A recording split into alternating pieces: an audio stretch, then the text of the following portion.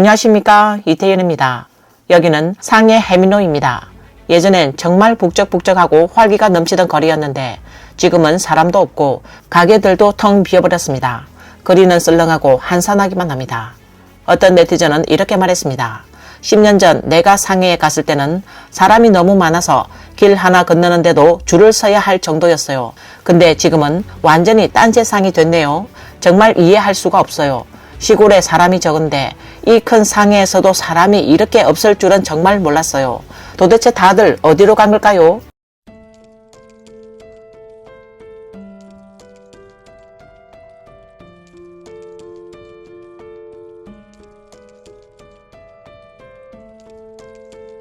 여러분, 이곳이 어떤 쇼핑몰일 것 같으세요? 믿기지 않겠지만 사람이 하나도 없어요. 몇 군데 음식점만 겨우 버티고 있을 뿐 나머지는 거의 다 비어 있어요. 정말 적막하고 썰렁하네요. 최근 중국 소셜 플랫폼의 네티즌들은 쇼핑몰과 거리에 있는 사람들의 수가 현저히 줄었고 모든 곳이 텅텅 비어있다고 지적했습니다. 그런데 유독 병원에는 사람이 가득하고 여러 지역의 화장터는 인파로 북적이고 있다는 증언이 잇따르고 있습니다. 어떤 네티즌은 이렇게 말했습니다. 요즘 주변에서 돌아가신 분들이 정말 많아진 것 같아요. 그것도 노인뿐만 아니라 젊은 사람들까지도 갑자기 세상을 떠난 경우가 많습니다. 중국 대륙 시민들은 당국이 백신 접종을 강제한 결과 많은 청장년층이 사망하게 되었고 특히 80년대생들의 돌연사가 일상이 되었다고 보고 있습니다. 오늘은 이와 관련된 주제를 함께 이야기해 보려 합니다. 중국 춘절 전후로 여러 지역에서 새로운 코로나19 감염 파동이 발생해 많은 시민들이 온 가족이 함께 감염되는 상황을 겪고 있습니다. 중국 관영 매체와 질병통제센터는 현재는 여전히 계절성 독감 바이러스 유행 시기라고 주장하고 있지만 많은 시민들은 이것이 또다시 새로운 코로나19 변이 바이러스의 대규모 확산으로 인한 결과라고 보고 있습니다. 북경 시민 순 씨는 해외 중국어 매체에 전하길 최근에 감염 상황이 심각합니다.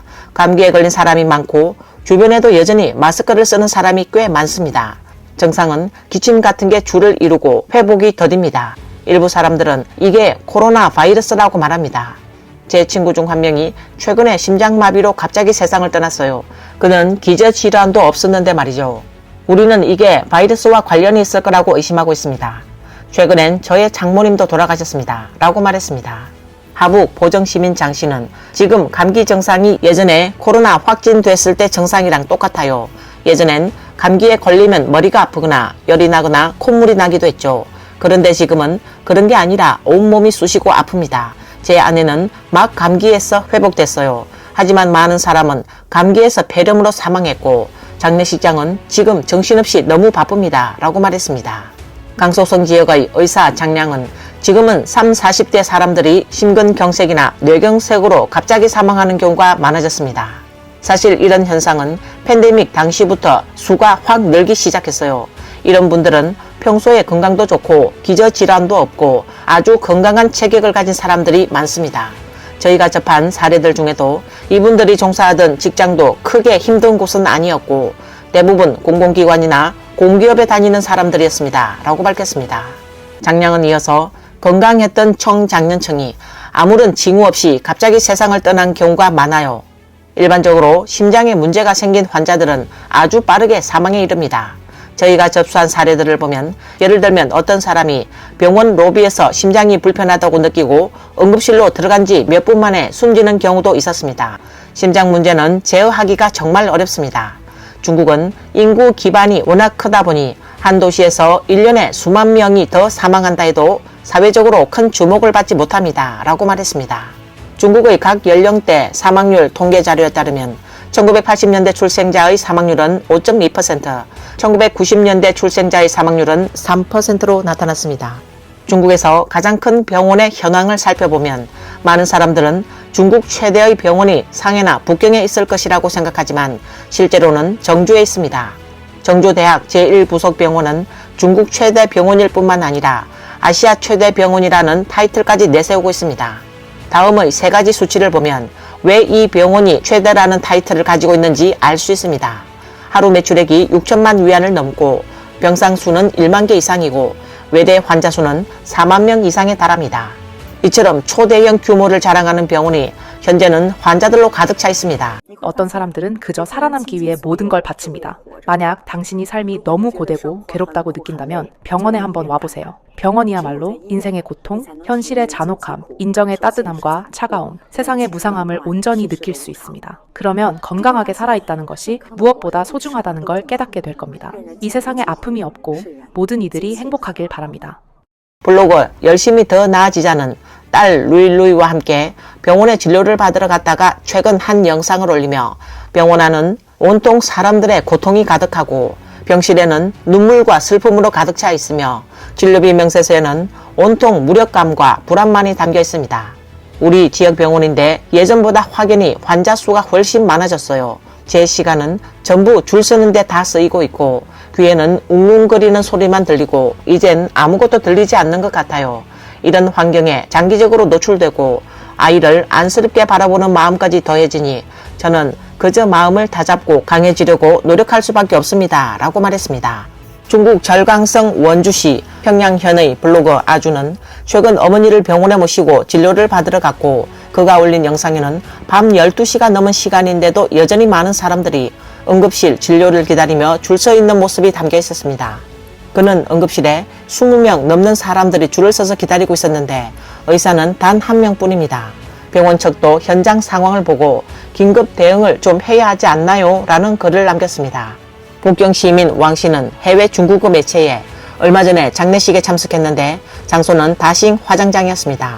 제가 그들에게 지금 하루에 몇 명 정도 화장하느냐고 물으니 그들은 기본적으로 화장로 4개를 돌리며 하루에 30명 이상을 계속 처리하고 있다고 말했습니다. 요령성 안산에 거주하는 류 씨는 현지 화장장은 사람들로 가득 차 있고 조문객들도 끊이지 않고 있습니다. 굉장히 큰 주차장임에도 불구하고 주차할 공간이 없을 정도입니다. 라고 말했습니다. 산동 청도의 한 누리꾼은 화장장이 설 연휴에도 쉬지 않고 연장 근무를 하며 화장을 진행하고 있고 저는 어머니의 100일째를 지내러 갔는데 사람이 너무 많아서 움직일 수 없을 정도였다라고 밝혔습니다. 중국 대륙의 언론인 정재민도 3년간의 코로나 기간 동안 여러 지역에서 나타났던 화장 대기 행렬 현상이 작년 연말부터 다시 나타나기 시작했습니다. 라고 밝혔습니다. 그는 화장 비용이 크게 올랐습니다. 지금 여러 성에는 땅 매장에 대해 눈 감아주는 상황이에요. 왜냐하면 감염 상황이 너무 심각해서 화장 처리 자체가 감당이 안 되기 때문입니다. 제가 들은 정보에 따르면 국내 모든 장례식장과 화장장의 통계 수치는 절대 외부로 유출해서는 안 된다는 지침이 내려졌고 이를 어기면 원 스트라이크 아웃입니다. 직원이면 바로 해고되고 간부급이면 즉시 면직 처리된다고 합니다.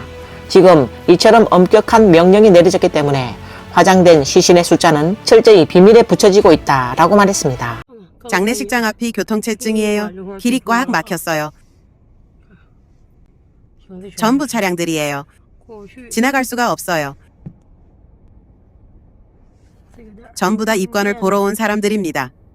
최근 몇 년 사이 중국 대륙에서는 유명 대학의 전문가들, 고위 행정 관료들, 대기업 고위 임원들, 청장년청의 경찰관들이 집중적으로 사망하는 현상이 나타나고 있습니다.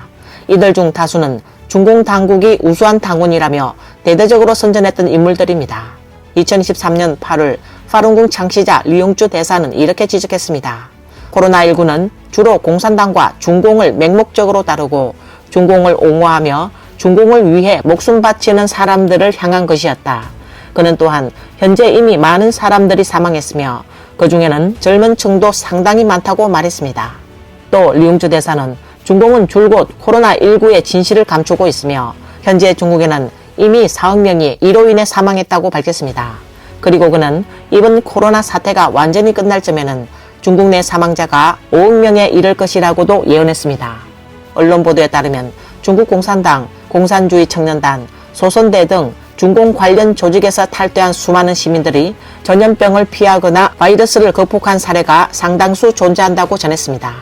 이와 같은 사례는 매우 다양하고 빈번하게 나타나고 있습니다. 세계탈당센터 책임자는 이렇게 권고했습니다. 인터넷을 사용할 수 없어 온라인으로 탈당, 탈퇴 선언을 하지 못하는 중국 동포들께서는 공산당, 공청단, 소선대 탈퇴 선언을 가명으로 적어 공공장소에 게시하거나 지폐에 적어 유통시키는 방식으로도 하실 수 있으며 이 역시 동일한 효력을 갖습니다. 이는 개인의 의지를 세상에 밝히는 정당한 방법이라고 말했습니다. 또 그녀는 파룬타파 하오, 쩐사는 하오라는 말을 반복하여 외우는 것이 개인의 면역력을 높이고 중공 바이러스를 제거하며 회복에 도움이 된다고 말했습니다.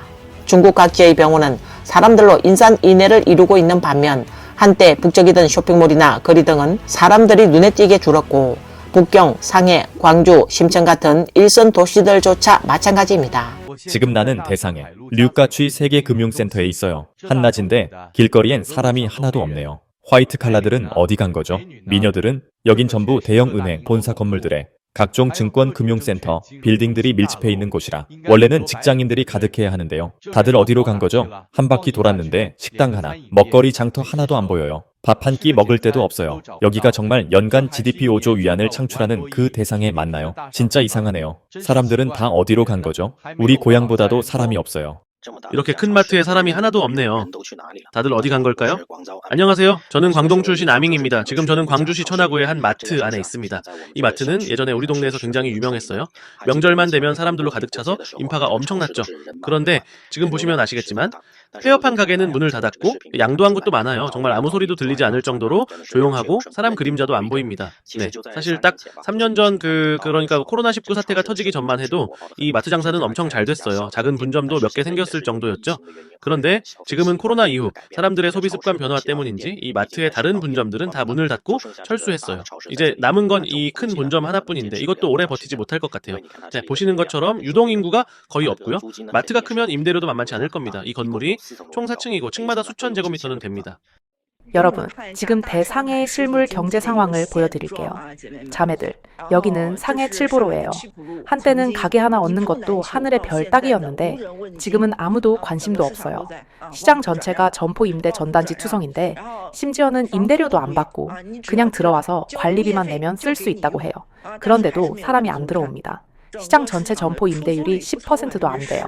우리 라이브 방송 스튜디오가 2층에 있는데 100제곱미터 정도 되는 큰 공간을 1년에 2만 위안에 빌렸어요. 그런데 이런 실물 상점 대체 어떻게 운영하겠어요? 보세요. 시장은 깨끗하긴 한데 사람은 드문드문 보입니다. 몇몇 상점이 문을 열었지만 여전히 사람이 없어요. 실물 경제가 이렇게 망가진 건 도대체 무슨 이유 때문일까요? 저도 이해가 안 가요. 저는 매일 바쁘게 장사하며 일하고 있지만 롤러코스터 타는 기분이에요. 좋을 때도 있고 나쁠 때도 있습니다. 보세요. 이렇게 한산한걸요. 지금 북경에서 제일 무서운 건 집값 하락이 아니라 아예 집이 안 나간다는 거예요. 북경에서도 집이 안 나간다고요? 우리 아파트 단지만 봐도요. 예전엔 방 2개짜리 월세가 6천 위안이었는데 세입자 계약이 끝나기도 전에 다음 사람하고 바로 계약했었거든요. 집주인이 끊김없이 바로 세 줬다는 거네요. 맞아요. 예전엔 빈집이란 게 없었어요. 그런데 지금은 마음 놓고 중개업소들에 맡겨놓기만 할 수 없어요. 그래서 직접 나서서 세 놓고 있어요. 직접 세 놓는다고요? 네, 스스로 집 내놓고 있어요. 잘 나가요? 아니요, 전혀요. 어떤 집주인은 작년에 6천 위안에 내놨던 거 올해는 5천 위안으로 내렸는데도 안 나가요? 가격 내려도 안 나간다고요? 맞아요. 북경에 있던 사람들 다 어디 간 걸까요?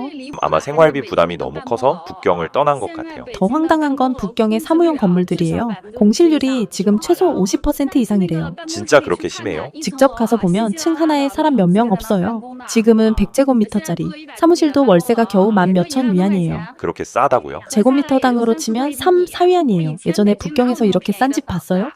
지금 북경의 임대 시장은 완전히 무너졌어요. 정말 집 세놓기 너무 힘들어요. 저도 집주인으로서 이렇게까지 비굴해본 적은 처음이에요. 세입자들 하나같이 태도가 엄청 오만합니다. 예전엔 내가 맘에 안 들면 그냥 나가라고 하면 됐는데 요즘엔 세입자가 기분이 나쁘면 바로 재계약 안 해버려요. 그러면 다음 세입자 구하기가 너무 힘들어요. 그래서 이제는 오히려 세입자 비위를 맞춰야 해요. 애원까지 해야 해요. 제가 세 주려는 집 한 채가 있는데 같은 단지 같은 구조의 집이 2023년엔 월세 17,000위안까지 받았는데 작년엔 15,000위안으로 내려갔어요. 그래서 저는 13,000위안에 전체 임대를 하려고 했는데 도저히 나가지 않아 어쩔 수 없이 방을 쪼개서 세를 놓았죠. 그런데 그중 한 방은 아직도 비어있어요. 5개월째예요. 저는 3,000위안에 내놨는데 세입자가 하는 말이 내 예산은 2,500위안입니다. 괜찮으면 볼게요. 아니면 서로 시간 낭비하지 맙시다 라고 하더라고요. 게다가 지금 살고 있는 세입자들도 계속 귀찮게 해요. 매일 같이 월세 좀 내려달라고 하고 안 내려주면 계약 연장 안 하겠다고 협박하듯 말해요.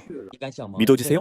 북경 조양구 상영 같은 좋은 위치에 화장실이 딸린 독립형 방이 2달이나 비어있다는 거예요. 처음엔 월세가 너무 높아서 아무도 아무도 안 들어오는 건 이해할 수 있었어요. 근데 시간이 지나면서 비수기로 진입해 가격도 내렸는데도 여전히 사람이 안 들어와요. 이런 집이 상영에서 2달 동안 비어있다니 진짜 상상도 못했어요. 넓고 쾌적하고 모든 게 다 잘 갖춰져 있고 내려가면 바로 상영청과 쇼핑몰이 있고 주변 인프라도 말할 필요 없죠. 햇살 잘 들고 엘리베이터 있고 고층에 가구당 엘리베이터도 하나고 심지어 온돌까지 깔려 있어요. 지금처럼 햇살 잘 들면 방이 꽤 따뜻해요. 오늘 뉴스는 여기까지입니다. 시청해주셔서 감사합니다.